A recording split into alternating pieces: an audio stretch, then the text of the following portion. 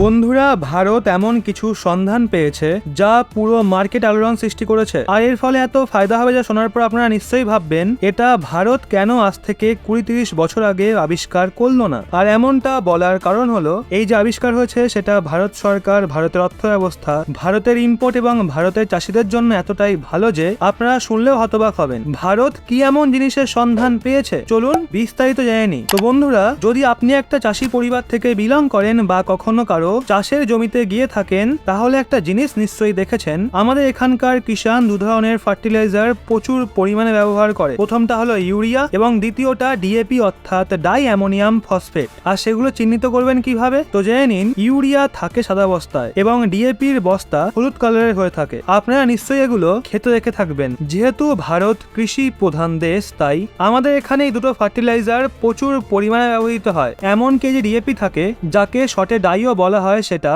আমরা স্বয়ং আমাদের দেশে প্রচুর পরিমাণে ম্যানুফ্যাকচার করি, কিন্তু তাও আমরা আমাদের কৃষকদের পর্যাপ্ত পরিমাণে ডাই সাপ্লাই দিতে পারি না। এর জন্য আমরা প্রতি বছর $3 বিলিয়ন থেকেও বেশি দাম দিয়ে ডিএপি অন্য দেশ থেকে ইম্পোর্ট করি। আর এটা ভারতের জন্য মোটেও ভালো নয়, কারণ যে কৃষি প্রধান দেশ হয় ওখানে কৃষির সঙ্গে যুক্ত ফার্টিলাইজার হয়, সেগুলো তো নিজের দেশে কৃষকদের জন্য পর্যাপ্ত পরিমাণে ম্যানুফ্যাকচারিং করা হয়, সেই সঙ্গে অন্যান্য দেশকেও হাই লেভেলে এক্সপোর্ট করে। কিন্তু এখানে তো গেমই উল্টো, ফার্টিলাইজার এক্সপোর্ট তো দূরের কথা, ইম্পোর্ট করা হয়। ভারত এখানে বহু বছর ধরে পরিবর্তন আনার চেষ্টা করছিল, আর ফাইনালি গিয়ে ভারত এতে সাফল্য পেয়েছে। তো শুনুন, ভারত দুনিয়াতে প্রথমবার লিকুইড ন্যানো ডিএপি ফার্টিলাইজার আবিষ্কার করেছে। ভারতের যে কোম্পানি রয়েছে ইফকো, তারা সেটা বানিয়েছে।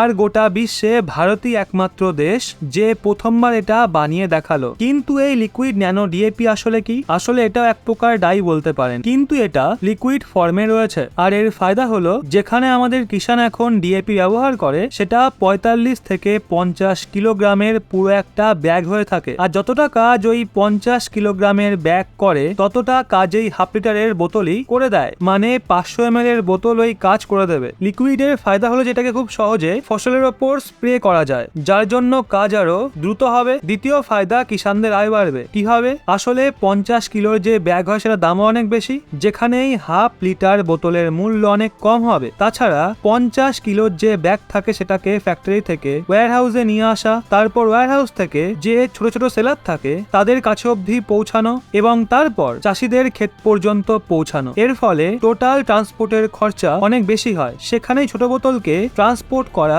অনেক সহজ ও সস্তা হবে। এর ফলে কিষান ভাইরা কম টাকা দিয়েই ফার্টিলাইজার কিনতে পারবে। ফার্টিলাইজার সস্তা হলে চাষি ভাইদের খরচা কম হবে, তাদের আয় বাড়বে। চলুন, এটা নয় গেল চাষি ভাইদের লাভ। এবার জানি এর ফলে আমাদের দেশের কি ফায়দা আছে। সবচেয়ে বড় ফায়দা হলো আমাদের যে ইম্পোর্ট বিল রয়েছে সেটা প্রায় $3 বিলিয়ন কমে যাবে। যেই টাকা দিয়ে আমরা ডিএপি ইম্পোর্ট করতাম অন্যান্য দেশ থেকে, সেটা লাগবে না, সরকারের খরচ বাড়বে এবং সরকার সেটা হিউজ লেভেলে এক্সপোর্টও করতে পারবে, কারণ বিশ্বে আমরা ছাড়া এটা আর কেউ আবিষ্কার করেনি। তো বিশ্বের যত কিষান ভাই রয়েছে তারা সবাই সেটা চাইবে, যার ফলে ভারতের অনেক উপার্জন হবে, যার প্রভাব ভারতের অর্থ ব্যবস্থার ওপরও পড়বে। যদিও হয়তো আপনারা এটাও ভাবতে পারেন চীন যেন এটার ফর্মুলা না কপি করে নেয়, কিন্তু এমনটা হবে না, কারণ আমরা অলরেডি 20 বছরের জন্য পেটেন্ট করিয়ে নিয়েছি। মানে আগামী 20 বছর কোনো দেশ এই ধরনের ফর্মুলা প্রয়োগ করে লিকুইড ন্যানো ডিএপি বানাতে পারবে না। 20 বছর ধরে ভারত একাই ইন্টারন্যাশনাল মার্কেটে